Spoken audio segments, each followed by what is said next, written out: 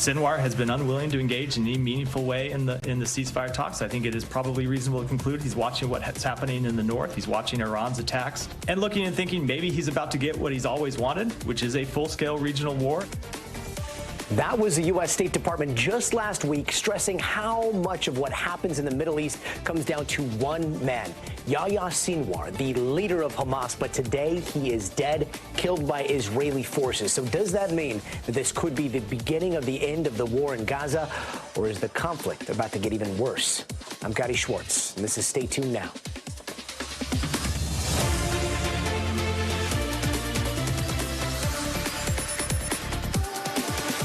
Some major developments in the Middle East today. Yahya Sinwar, the powerful leader of Hamas and the man behind the October 7th attack on Israel, has been killed. The Israeli military confirmed it, and a picture has been released appearing to show that is indeed the case. But a quick warning, it is quite graphic.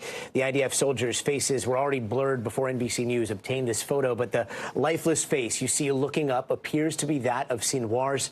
NBC News has not independently verified that footage yet, but IDF announcing the death with this X post, just 3 words: eliminated Yahya Sinwar. And they released this video footage of what appears to be Sinwar throwing a stick in the direction of an IDF drone that they say was sent in after a firefight to scan for terrorists. Again, NBC News has not independently confirmed what the IDF says that video shows, but the killing of Sinwar is raising a lot of questions about the future of the war in Gaza. Both Vice President Harris and President Biden today saying that this is a time to end 13 months of fighting. This moment gives us an opportunity to finally end the war in Gaza. It's time for this war to end and bring these hostages home. But Prime Minister Benjamin Netanyahu also spoke after the operation, saying Israel will continue fighting with all their might. The mission ahead of us has not been completed. Dear families of the hostages, this is a very important moment in the war. We will continue with all our strength until all your dearly beloved hostages that we love so much will be brought home. Now, there's still over 100 hostages in Gaza, with families saying that all parties have to immediately seize this opportunity to bring them home. Let's bring in NBC News chief international correspondent Keir Simmons. Keir, could this be the beginning of the end of the war, or do you think that Hamas might try to escalate with the remaining hostages still in captivity? Well, that's the big question, Gadi. Certainly the Biden administration tonight is signaling as hard as it can that that's what it wants, that it wants negotiations. We've heard from Prime Minister Netanyahu saying the war is not over, and that has been repeated by other members of the Israeli government. The question for the families of the hostages, of course, can they get to negotiating with Hamas now? Because Yahya Sinwar was so hard line. I think, first of all, Hamas is going to be reeling, and I don't think there will be many negotiations. It was going to take a little bit of time to get to that stage. And then the question is whether the removal of Yahya Sinwar makes Hamas more enthusiastic about compromising. I really don't think we know the answer to that at this early stage. Yahya Sinwar was somebody who hid in Gaza, passing handwritten notes and directing how Hamas should operate from that kind of bunker mentality inside Gaza. But will he be replaced by somebody who has that same kind of mentality? I think that's one of the questions. There is so much that we don't know at this stage. Gadi, we don't know where the hostages are. So until there is, I think, some days, maybe even some weeks, I think we're going to have to wait to see exactly how this develops. And when it comes to who could take his place, do we know who may assume the new leadership of Hamas? Well, it could be his brother who is as cynical and conspiratorial as he was. It could be him. There are 4 other Hamas officials, leaders, who are being talked about as potentially someone who could replace him, Gadi. So there are still leaders of Hamas who are senior enough to be able to move into a position. Remember that Yahya Sinwar was somebody who grew up in Gaza. He was born in Khan Yunis. He knew Gaza like a blueprint, and his ideology was fused by Gaza. But he's not the only one. And I think one of the questions tonight is there another Yahya Sinwar waiting to take over? And what is the reaction tonight in Gaza from Palestinians? Well, there are different reactions, inevitably. So we are hearing from Palestinians in Gaza and in the wider region who are talking about the fight goes on. But don't underestimate in Gaza the extent to which there are Palestinians who blame Yahya Sinwar for creating the misery, the thousands who have died in the past 12 months. We got a chance to talk to some. It's not easy. We have a team there working. Take a listen to what they told us. After Sinwar's assassination, the war should end. There is no justification for the machinery of demolition, destruction, killing, and death to go on. It's the end unless there are false justifications. It would be a purely Israeli agenda to crush the Palestinian people. And Gadi, more broadly, remember that this conflict now is not only in Gaza. Israel is fighting Hezbollah in Lebanon. There is the question of when, and we assume it is simply a question of when, Israel will strike Iran after Iran sent missiles to Israel. So all of those things are still to play out. The killing of one man is a big deal, but it isn't the end of the crisis in the Middle East. Gadi. Important context there. Keir Simmons, thank you. Let's bring in Elise Labott to break it down. Elise is the Murrow Press Fellow at the Council on Foreign Relations and the author of Cosmopolitics on Substack. Elise, thanks so much for being with us. To a lot of people in Israel, Sinwar was almost like their version of Osama bin Laden, right? Can you tell us who Sinwar was and how did he come to lead Hamas? Well, I mean, as Keir said, you know, he grew up in Gaza. He was one of the leaders. Certainly, he was the mastermind of the October 7th attacks, and was really someone who kind of believed that his destiny was to die fighting on behalf of Palestinians in Gaza, and that's exactly how he died. I mean, he kind of was in an Israeli jail for, I think, close to 20 years, 4 of that in solitary confinement. In fact, there's a wonderful story about how an Israeli dentist and an Israeli surgeon actually saved his life at various points, but then went on to lead. He was the commander in Gaza, and then clearly, as you know, the October 7th and the war went on, his power only increased when Ismail Haniyeh was recently killed in Iran by Israel, the leader of Hamas, the political leader. Sinwar was also made the political leader in addition to the military leader in Gaza. So certainly a very symbolic figure. But as Keir said, this is one man. And there are, you know, several people that could take his place. It could be his number 2, who kind of went in that, you know, kind of mentality, that kamikaze mentality, really willing to die for the cause. There's also his brother, but there's also Khalid Mashal, who was a former leader of Hamas. He's in Doha, and he's someone that might be willing to negotiate with Israel, kind of use this as an opportunity to end the war. And do you think this could escalate hostilities across the Middle East? I don't know that it will. This in itself will escalate hostilities across the Middle East. I don't think Israel now. I know there's a lot of talk. President Biden is like, it's time to end the war. There's no, for Israel, you know, they're so close, right? They're so close to destroying Hamas. They're not going to give up now. I don't think for Israel there's any incentive to go for a truce. It's going to be, they want that full surrender. I don't necessarily, you know, clearly Netanyahu thinks that this is the best way to get the hostages. That's really in doubt. It could be that, you know, Hamas is, you know, there's very chaotic. There's a lot of anger right now. They could either try to use the hostages as leverage, or they could try to harm the hostages as revenge. Nobody really knows. I do think now they're going to try to kind of mop up, if you will, the last remnants of Hamas, make sure that you can't go back to what they call the status quo ante, which is you end the war, and then in a couple of years, Hamas can regroup and threaten Israel with another October 7th. That's not what they want. They want to really change the status quo on the ground. I think they're pretty close to doing that, but now I think you are going to see Israel really double down on Hezbollah now in Lebanon, and that's really the concern. And then the concern, of course, that Iran gets involved. Elise Labott, really appreciate your insight. Thank you. You bet.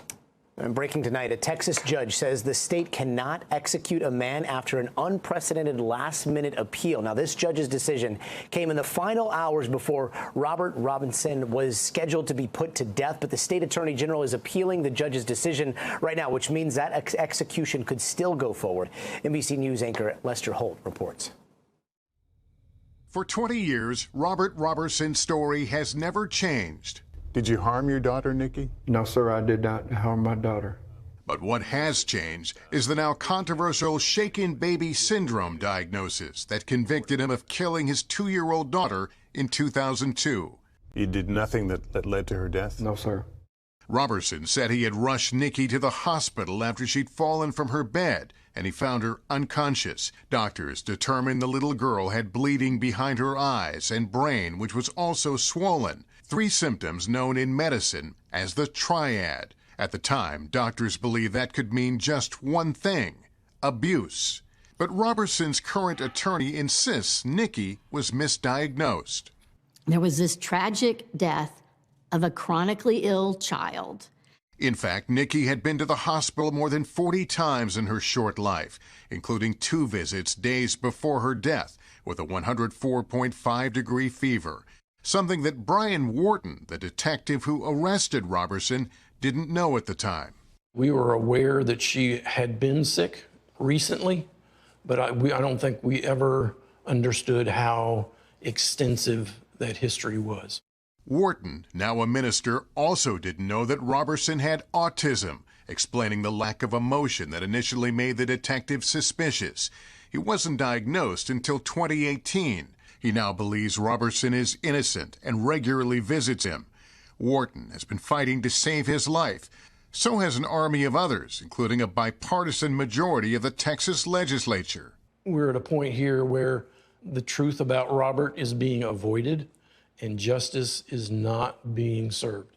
Tonight, minutes before the scheduled execution, a judge issued a temporary restraining order, delaying it so Robertson can testify at a hearing on Monday. The AG's office, however, is challenging that. I spoke with Brian Wharton just hours ago by Zoom. Robertson asked him to witness his final moments. It's a heavy burden. He's asked me to be present, and I owe that to him. It doesn't feel like a burden, and so I will, to be with him, to make sure he knows that he's not alone. How are you preparing for your own death? I'm at peace. I'm not ready to go, Like I tell people, God has the last say. Priscilla Thompson joins us now from Huntsville. Priscilla, I mean, this is wild. So lawmakers issue a subpoena to try to get this execution basically staged. He has to come in front of them. A judge upholds that. The whole thing is put on hold. I guess what happens now?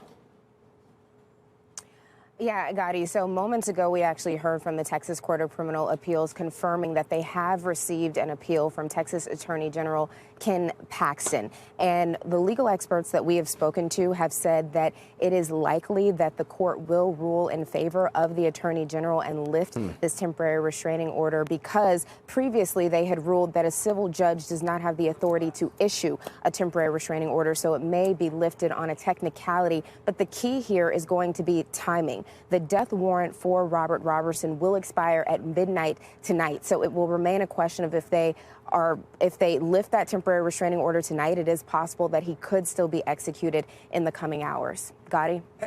And if it goes until tomorrow, if this paperwork is basically not completed by tomorrow, I mean, this just seems like so many technicalities all in a row. I know the Supreme Court also weighed in, declining to hear the case.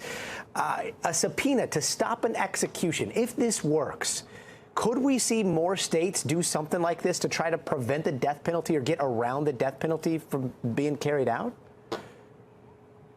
Well, it's really going to depend on state law, because I will tell you that when Texas lawmakers began this process, everyone thought that it was a long shot and that it was potentially not going to happen. But it was really based on a very specific state law that the Texas legislature cited, which allows them to review cases that may be based on junk science. And based on what we now know about shaken baby syndrome and how those symptoms could be caused, that is what led them to say, we need him to come testify before us about what happened here. And so they asked for a temporary restraining order, saying that he is the only person who can testify to what happened here. It is their job to implement the state laws, and the state law says that they have the power to review those cases based on junk science. So a very specific set of circumstances that certainly wouldn't apply to all cases, even here in Texas, let alone as we think about other states. Gadi? Got it. Priscilla Thompson out there for a late night in Texas. Thank you, Priscilla. Turning now to the largest ever sex abuse settlement with the Catholic Church. The Archdiocese of Los Angeles is paying out a historic $880 million to more than 1,300 child sex abuse victims. Not only is this the biggest ever, but combined with previous sexual abuse settlements, the Archdiocese of Los Angeles has now paid out more than $1.5 billion to victims. In a statement, the Archbishop said, "I'm sorry for every one of these incidents from the bottom of my heart. My hope is that this settlement will provide some measure of healing for what these men and women have suffered." Let's bring in NBC News correspondent David Noriega. David, what are we hearing from the victims? Gadi, so what we've heard from the victims, we have heard from their attorneys primarily. And what they're saying is that this is something that in no way can undo the harm that was done, but that it is, as one attorney put it, a measure of justice. Here's what one attorney for the plaintiff said specifically. While there is no amount of money that can replace what was taken from these 1,353 brave individuals who have suffered in silence for decades, there is justice in accountability. Gadi, remember that the Archdiocese of Los Angeles is the most populous Catholic archdiocese in the United States. The Catholic sex abuse story is a story that has been going on for decades across the country and across the world. And this could bring an end to one of the biggest chapters in that story, just in terms of how many people it has affected over the years. Yeah, I mean, 1,300 victims is such a staggering number. Are these recent cases, or how far do they go back? Yeah, Gadi, they're not recent cases. They go back decades, actually. A lot of the people involved in these cases, both the victims and the alleged perpetrators, are older now. Many of them have died. The reason that these cases were before the courts to begin with is because California a few years ago passed a law temporarily lifting the statute of limitations on all childhood sex abuse civil lawsuits, therefore allowing, pretty much a flood of victims who had been keeping their stories to themselves and had otherwise had no legal recourse into the courts to file lawsuits against both the Archdiocese institutionally and individual perpetrators. And this wasn't limited to the Catholic Church, by the way. A number of other institutions like schools and the Boy Scouts and such were also subject to these sorts of lawsuits. Now, it is as part of that opening up of the statute of limitations that these, 1,300 plus victims were able to file suit and eventually settle with the Archdiocese of Los Angeles. So these are cases going back to, in some cases, the 80s, Gadi, where there is plenty of evidence not only of individual priests perpetrating abuse, but of high-ranking members of the church covering it up. So, and the other thing, Gadi, is that this isn't limited to LA at all. The law was a state law, and there are other lawsuits in other parts of California and other archdioceses that are yet to be concluded. Gadi? David Noriega, thank you. And don't go anywhere. We are just getting started. Up next, a teenager is indicted for a deadly school shooting in Georgia. His father also facing charges. NBC's Priya Sridhar will have the details. Plus, Vegas is used to seeing its fair share of fight nights, right? But this one could sway the state Senate race. Steve Patterson is on the ground for this critical debate night. The Manta Ray expeditions have become one of Hawaii's most popular tours, but now experts say they're putting the safety of those rays at risk. That's later this hour in tonight's Future of Everything. It just has to go about it with operators, act responsibly. They're constantly talking about shutting it down or putting some heavy restrictions on it. And I just think there's other ways to do it than that. Hey, welcome back. And here's some of the stories happening out west that we're following right now. We are getting closer to finding out if the Menendez brothers will be resentenced. L.A. District Attorney George Gascon says he will decide in the next 10 days whether to recommend resentencing, which could lead to the brothers being released by the end of the year. The Eric and Lyle Menendez were sentenced to life in prison in 1996 for killing their parents, and they say they were physically and sexually abused by their father. Also in California, a man was arrested for allegedly using a drone to deliver fentanyl and other drugs. Christopher Laney faces 8 charges, including fentanyl distribution that led to a woman's death.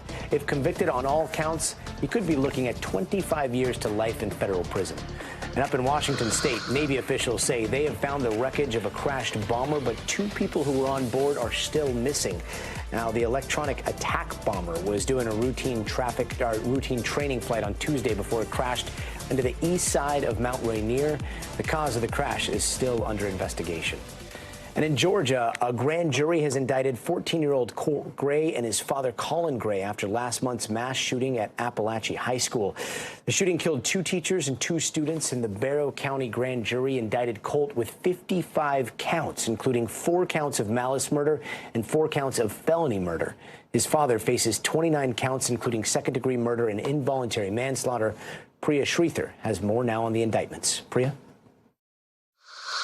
That's right, Gadi. So what's really different about these charges that are coming from the grand jury is that now 14-year-old Colt Gray is being charged with malice murder as opposed to felony murder, which is what he was previously facing. That's the highest murder charge in the state of Georgia. And essentially that means that it was a premeditated murder. And the consequences for that, if convicted, could be the death penalty. However, it's important to note here that despite the fact that Colt Gray is being tried as an adult, a judge at his first court appearance back in September said that he would not be facing the death penalty himself. Now, what's also interesting about this indictment is that his father, Colin Gray, is also facing murder charges. Now, this is highly unusual. You spoke about the Crumbleys in Michigan who were sentenced because of their son's involvement in a mass school shooting. And what's interesting here is that the reason the finger is being pointed at Colin Gray and the reason he's in the spotlight is because he allegedly gave his son that semi-automatic weapon that was allegedly used in the school shooting last month as a Christmas gift.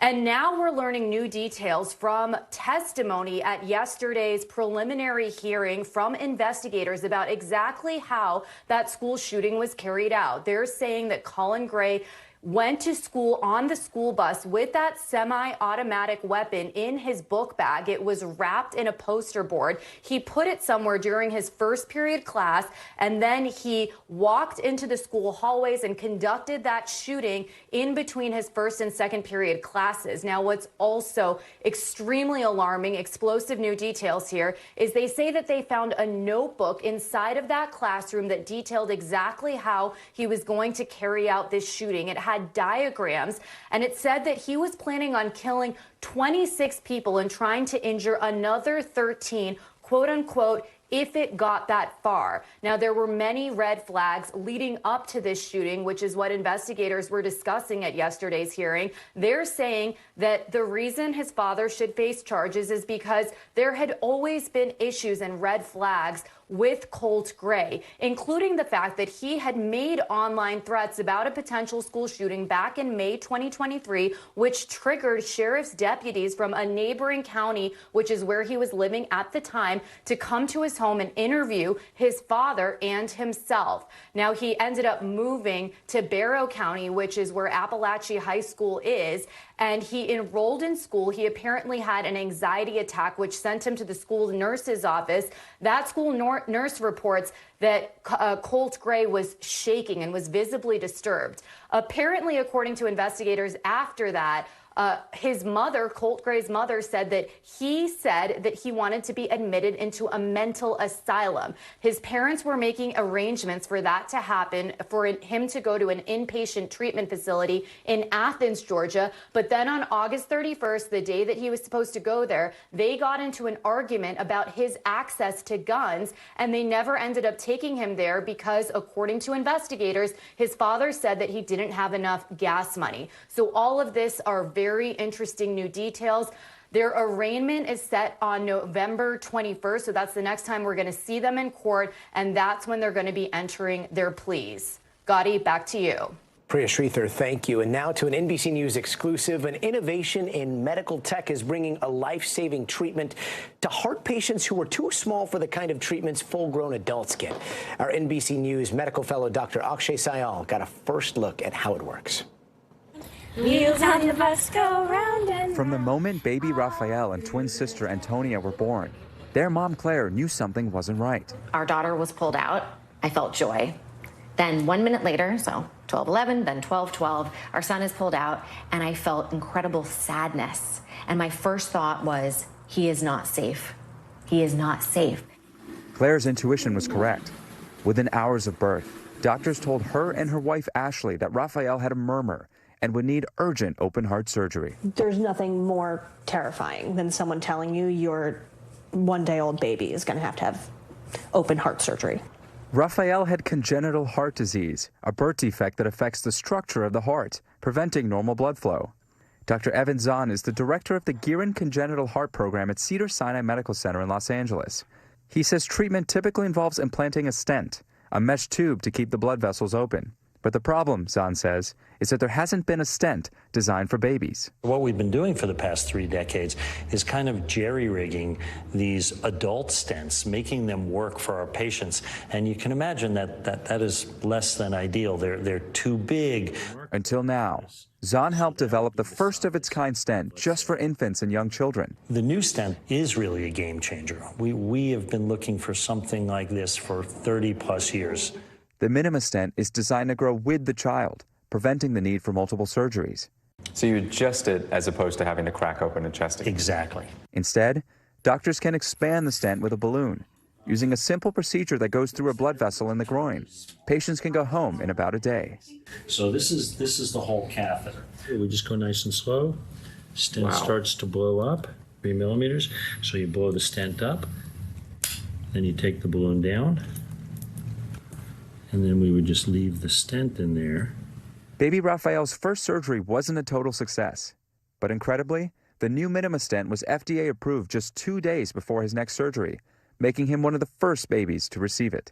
After everything that's happened, you weren't at all nervous about putting a device that's recently approved into... Oh no, we're like, hell yeah. We were like, put that in. Yeah.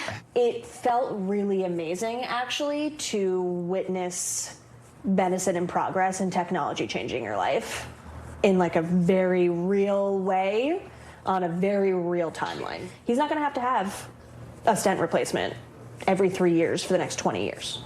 Now, weeks after his procedure and recovering well, he's back where he belongs, at home with his family. Now that the stent is FDA approved, it's expected to become widely available across the country. Doctors are hoping it becomes a standard of care for thousands of babies, just like Raphael. Back to you.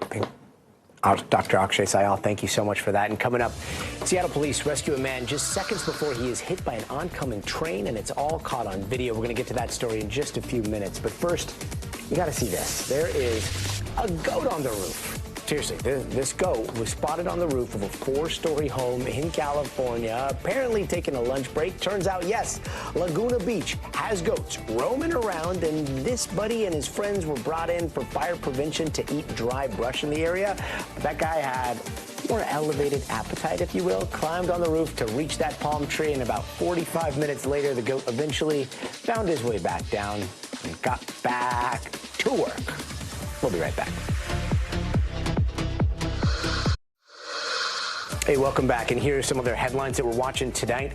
Fulton County DA Fonnie Willis is asking a Georgia appeals court to revive 6 criminal charges in the state's election interference case against Donald Trump. Now, the DA says those charges, which said Trump pressured public officials to break the law, were wrongly tossed out. The case is currently on hold due to efforts to disqualify Willis as the prosecutor. We're learning more details into what led to the death of One Direction star Liam Payne. A hotel in Argentina where Payne fell to his death called 911 over his behavior and said that he had, quote, overindulged on drugs and alcohol. Medical officials confirmed to Telemundo that Payne fell from the balcony of his 3rd-floor room and appeared to have fractured his skull. Meanwhile, His former bandmates released this statement earlier saying they are taking time to grieve and process the loss. And today, the Biden administration announced that 60,000 more public service workers have been recently approved for public service loan forgiveness programs, bringing the total number to over 1 million public servants, and that brings the total amount of student loan debt relieved under the administration to $175 billion. Now, tonight, nearly 44 million people remain under frost and freeze alerts across the country, but luckily these cold temperatures are not going to stay. Things are expected to warm up tomorrow and into the weekend, with temperatures forecast to hit 70s in a lot of areas. And in Seattle, officers raced to help a man who appeared to be experiencing some sort of mental health crisis. Body cam footage shows a man standing on a ledge over train tracks, and then he falls about 25 feet to the tracks below. The officers were able to pull him from the tracks just before a speeding train came barreling through. Thanks to them, the man is alive and only suffered a few fractures. We are 19 days out from Election Day, and it looks like Vice President Kamala Harris is making a notable shift when it comes to distancing herself from the boss, at least in the last 24 hours or so. And today's NBC's Monica Alba is reporting that the Harris campaign and the White House have been in frequent contact about plans to differentiate herself from Biden if she gets elected. Sources say those discussions began before her appearance on Fox News last night, where she gave her clearest answer yet on the question that has lingered over her campaign. My presidency will not be a continuation of Joe Biden's presidency. And like every new president that comes into office, I will bring my life experiences, my professional experiences, and fresh and new ideas. I represent a new generation of leadership. Your campaign slogan is a new way forward, and it's time to turn the page. You've been vice president for 3.5 years. So what are you turning the page from? Well, first of all, turning the page from the last decade in which we've been burdened with the kind of rhetoric coming from Donald Trump that has been designed and implemented to divide our country.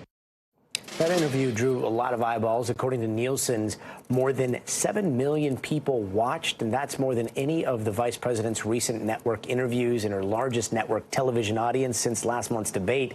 Meanwhile, in just about a half hour, former President Donald Trump will attend an Al Smith charity dinner here in New York. It's an annual fundraising event that benefits Catholic charities, and it's a time-honored tradition every election cycle. And this year, though, it's going to look a little different. Vice President Harris will appear via a video message, marking the first time a major presidential candidate hasn't attended the dinner in decades. She'll instead be campaigning in a battleground state. And NBC's Julie Sirkin is in Green Bay, Wisconsin, one of the several stops for the vice president today. Julie, what's the Harris camp saying about the Fox interview? Yeah, well, Gadi, you can imagine they are pretty pleased with that interview. I know we have some numbers that we could show on our screen of just how many viewers tuned into that, and that is because she is really trying to widen her campaign's reach here, appealing to those moderates, appealing to the maybe small sliver of Republicans who are frequent Fox viewers who are not supporting the former president. That is really who her audience was there, and that is why her campaign is satisfied with not only that interview, but just a wide slate of interviews she's been doing on podcasts, on shows with friendly audiences, with not friendly audiences, and of course, the swings that she's been doing through the battleground states like Wisconsin, where we are today. That 7.1 million number is a big number, but I mean, a lot of people could argue that a lot of people were hate watching that. Do we know whether that may have moved the needle at all? Well, it's a good question, Gadi, but certainly as she tries to eat into those margins that the former president has captured here, it's important for her to sit down in front of unfriendly audiences, walking into the lion's den, as some Democrats have put it. I talked to some lawmakers on Capitol Hill, of course, in my day job covering Congress, and they really are wondering why the campaign hasn't put her in front of these situations more often, and they're hoping that that is something that continues to change in the future, because frankly, they believe that she did well thinking on her feet, answering critical questions. Of course, she sidestepped some, but she was able to pivot the argument, pivot the conversation to instead talking about the former president, something that polling and her team assesses sticks quite well with Americans, especially those who are undecided. And Julie, we also saw this kind of like shift with Harris distancing herself while quote, maintaining loyalty to President Biden. What does that actually mean? And do you think we're going to see that more pronounced in the upcoming weeks?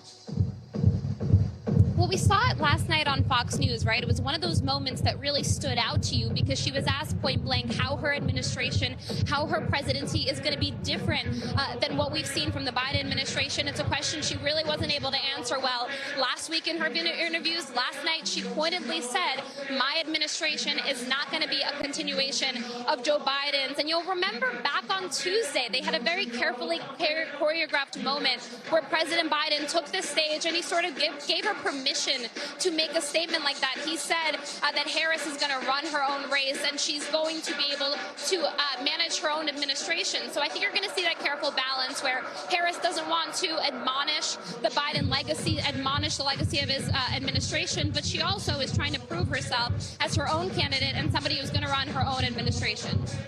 And Julie, we also saw Mark Cuban out there with Harris today. It kind of felt like I see your Texas billionaire and I raise you another Texas billionaire. Is Mark Cuban the campaign answer to Elon Musk?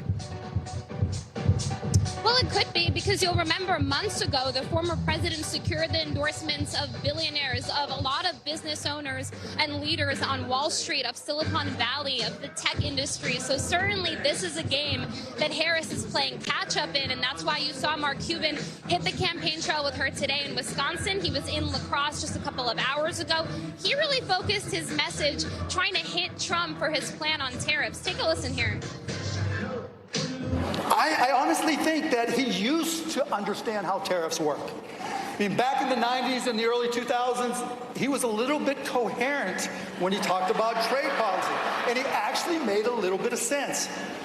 But I don't know what happened to him. The way he's been thinking about tariffs and trade now, something's a little bit lost. And now his trade policies, particularly with tariffs, are basically just gibberish. So, Gadi, that stood out to me for a couple of reasons. One, you're right, this does seem to be the Harris's campaign, at least opening answer to the Elon Musk attraction that Trump has been able to capture so much on his side of the aisle. But also, he was kind of taking a dig at Trump, maybe questioning his cognitive ability, questioning his age, something that, of course, you saw the Trump campaign do when it was President Joe Biden at the top of the Democratic ticket, now trying to sort of flip the script, as, by the way, we've also seen Kamala Harris do at top as well. So I thought that was interesting for that reason, and also, again, because he's trying to paint Trump as the boogeyman who doesn't understand the economy, an issue Republicans have been successful in outperforming Democrats on, and certainly a top issue for millions of Americans this election. Julie Sirkin out there in Green Bay for us. Julie, thank you. And over in Nevada, a different political race is in the spotlight tonight as the only debate in a closely watched Senate race is getting underway soon. Nevada's current Democratic Senator Jackie Rosen will square off with Republican challenger Sam Brown in Las Vegas. And this comes as both Harris and Trump have been battling for voters in the state. Ironically, on the very similar pitch, it would see no taxes on income from tips.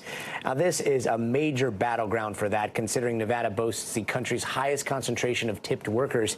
NBC News correspondent Steve Patterson has more. Rachel Carone is an undecided voter in one of Nevada's most prized populations, service workers. And this cycle, with the economy top of mind, one offering by both candidates has Rachel ready to order. What do you think about having no tax on tips? I would love to have no tax on my tips. I want all the money I could possibly get with inflation and everything going on. COVID hit Nevada hard, and it still hasn't recovered. Its August unemployment rate was the worst of any state, well above the national mark, making this the buzziest phrase in the Silver State. Listen to this one. No tax on tips. Eliminate taxes on tips for service and hospitality workers. Both presidential candidates have made exempting tips from federal taxes a central theme of their campaigns. In Nevada, which boasts the highest percentage of tipped workers in the nation, the message is even louder. No taxes on tips. Eliminate taxes on tips. Radium Sulprizio owns Pinion Bottle in Reno and isn't buying the hype. I think it is just a buzzword vote grab. I haven't heard anything that's nothing more than a Band-Aid kind of situation. So far, the candidates have given few details. Former President Trump was first to make the announcement, but doesn't specify income limits or which industries would qualify for the tax break, while Harris's plan would only apply to workers in the service industry, include caps, and only exempt tips from income taxes, not payroll taxes. At the end of the day, folks are not necessarily wed to a party, but, you know, the economy is the biggest issue out here. In the bi-yearly battle for Nevada, the all-powerful culinary union is the vanguard, thousands of foot soldiers getting out the vote. In the 2022 midterms, members knocked on over 1 million doors for Democrats across the state. The union has endorsed Kamala Harris, and they're already out in force. You know, working class folks aren't dumb. They're smart folks. They're used to hearing a lot of, you know, promises from politicians. And, you know, part of the problem with Trump is that he lies, and he lies a lot. And so folks are skeptical. Some economists are wary of the idea overall, projecting tax revenue to fall by some $200 billion over a decade, and noting it would only help a fraction of workers. At Noble Pie Parlor, bartender Craig Woodland's skepticism is on tap. I think that I need more information about it. You know what I mean? I'd love to have more money in my pocket, but I'd also love for that money to still be going towards my community. Any plan would have to pass through Congress. Still, Rachel is hoping it's a slogan that soon pads her pocketbook. Yeah, everything is super expensive right now. So, and I have 2 kids. So any extra money that I could possibly have for bills, and Christmas is coming up. Christmas is coming up, and Steve Patterson joins us from Las Vegas, where that Senate debate is set to kick off pretty soon. Steve, it seems like voters are still kind of on the fence with this whole no tax for tips plan. What else do they want to see in this plan? Yeah, a couple of reasons here, Gadi. I mean, first of all, the plans aren't fleshed out yet, right? They are simply, at this point, campaign promises. And when you live in a swing state, one of these 7 key crucial states that decides the presidential election, you hear these ads ad nauseum. And I think it's a little bit of a backlash because it's not like one message coming from one campaign. It is both campaigns at the same time blitzing the public here with this same message. So they're hearing it all the time. And I think people are just sort of waiting for what the detailed plan is. Those simply can't exist yet because obviously this has to go through Congress. It has to go through Nevada Senate. This is a biannual Senate, so it takes a while to move. So it's not even a quick fix. Even if they were able to implement it quickly, it wouldn't happen quickly for people here. People here are looking for viable solutions, and they haven't heard the whole comprehensive plan yet. Gadi. Well, however it goes, I hope you are leaving some fat tips out there in Vegas. Steve Patterson, thank you. You bet. And still ahead, a new law in Italy for families trying to have a baby that makes it illegal to leave the country to find a surrogate. How the folks there are reacting to this major change. That's coming up when we return. Welcome back. Yesterday, the Italian Senate passed a law banning its citizens from seeking surrogacy abroad. Now, that policy was backed by Italy's Prime Minister, Giorgia Meloni, and is seen as targeting same-sex couples by critics. NBC News correspondent Danielle Hamamdjian has more on the legislation. Well, according to Prime Minister Giorgia Meloni and her right-wing coalition government, this is about preserving the dignity of women. This was actually an election pledge. Meloni took office about 2 years ago and has pursued a very socially conservative agenda and pursuing and promoting what she says are traditional family values. The bill was passed last year in the lower house. The final step was for the Senate to pass it, and it did just that yesterday after a 7-hour debate. The final vote, 84 to 58. Surrogacy was already illegal in Italy. Now it's also considered illegal beyond its borders. So if parents get caught, for example, going to Canada or the United States where it is legal, they face up to 2 years in prison and fines of up to $1 million. After the vote, Meloni said this was about, quote, common sense and against the exploitation, she said, of the female body and children. Italy is a country where the birth rate is very low. It's been declining for 15 consecutive years. The majority of the parents who go abroad to use surrogacy are heterosexual parents. There is a small minority, about 10%, who are LGBTQ+.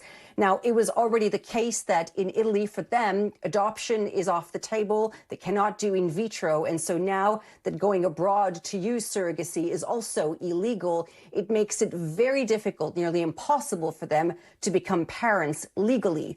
Those activists who oppose the bill say this is a right-wing crusade against diverse families. Danielle Hamamdjan, thank you. And before we go, our friend Savannah Sellers has the latest on a big announcement from Meta today, how the social media giant says they are taking steps to protect teens from blackmail on its platforms. That's coming up straight ahead on tonight's Future of Everything.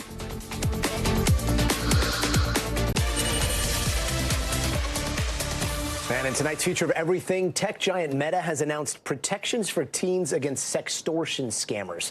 In 2023, the National Center for Missing and Exploited Children received over 26,000 reports of the crime, more than double from the previous year. And Savannah Sellers has more. Meta unveiling new protections on Instagram to combat sextortion. That's when a criminal coerces someone into sending explicit images and then threatens to spread them unless they're paid. Here's how to take control of the situation if you need help. The company placing this PSA in Instagram feeds and launching new features to protect against accounts with, quote, scammy behavior. Meta says it will make it harder for suspicious accounts to request to follow teens, and users will be notified if the account they are messaging with is in another country. Antigone Davis is the head of global safety at Meta. This crime has evolved. This is why we think it's so important to educate people in this area. Are these measures being put in place to inform teens that sextortion is happening on the platform, or to try to stop it on the platform in the first place? First and foremost, we want to stop it on the platform, but it's both. We want to make sure that teens have the information that they need, because these are adversarial actors. They're going to try to get around the protections that we put in place. That sounds like an acknowledgement, though, that Meta does not have a handle on it. No, what I would say is we've put in place built-in protections, but we're dealing with adversarial criminal actors. Criminal actors targeting American teens. Savannah Sellers, NBC News, New York. Important warning there. Savannah Sellers, thank you. And finally tonight, a lot of people flocked to Hawaii to see the majestic manta rays there, but all the popularity has created some safety concerns for those in and on the water. Our friends at Hawaii station KHNL took a trip to the Kona coast for a closer look.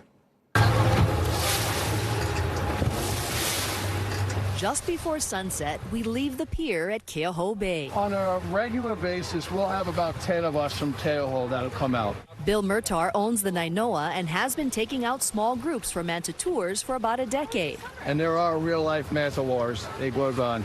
It's been on my bucket list, but haven't ever tried, so I'm excited. In a few minutes, we are just offshore.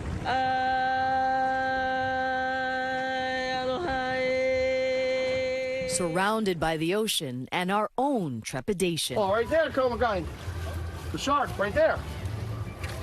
Come on, kid. But the lure of a lifetime pulls us in. Plankton are attracted to the lights on a board, and it's a feast for the filter feeders. They're using those cephalic lobes that are on the front of their face to eat. They're using them like big spoons to help push and funnel all that water and plankton into their mouth. The mantas have no teeth or stingers, gentle giants in a graceful underwater dance.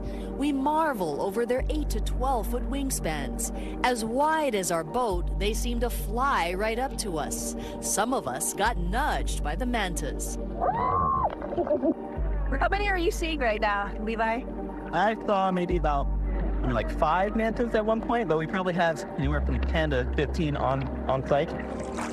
Wow, it's really amazing. The mantas come so close. Yeah. And so you just have to play here and just watch them go by. It's exhilarating and frightening at the same time. Ooh. What's the matter? They're so crazy. Whatever you do not text them back. You can't reciprocate that feeling. Manta rays are protected, and there's been a years-long debate over potential rules and regulations for the tours after concerns about safety and overcrowding. Some want the tours shut down.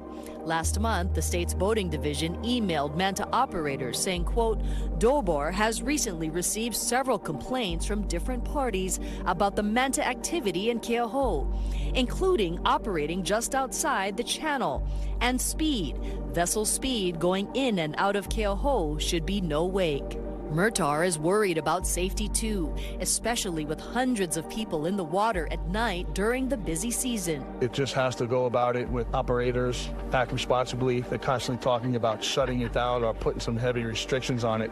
And I just think there's other ways to do it than that. The state land department is proposing rules that boaters tie up to buoys rather than drift with engines on, saying spinning propellers may cause harm to the rays and swimmers.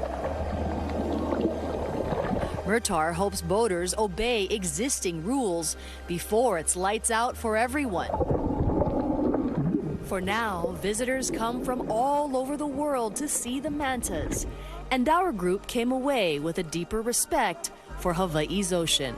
Reporting from the Kona Coast, Mahialani Richardson, Hawaii News Now. Wow, gentle giants that deserve our marvel and our respect. Incredible story there. That's going to do it for us tonight. I'm Gadi Schwartz. We'll see you here tomorrow, but until then, stay tuned now.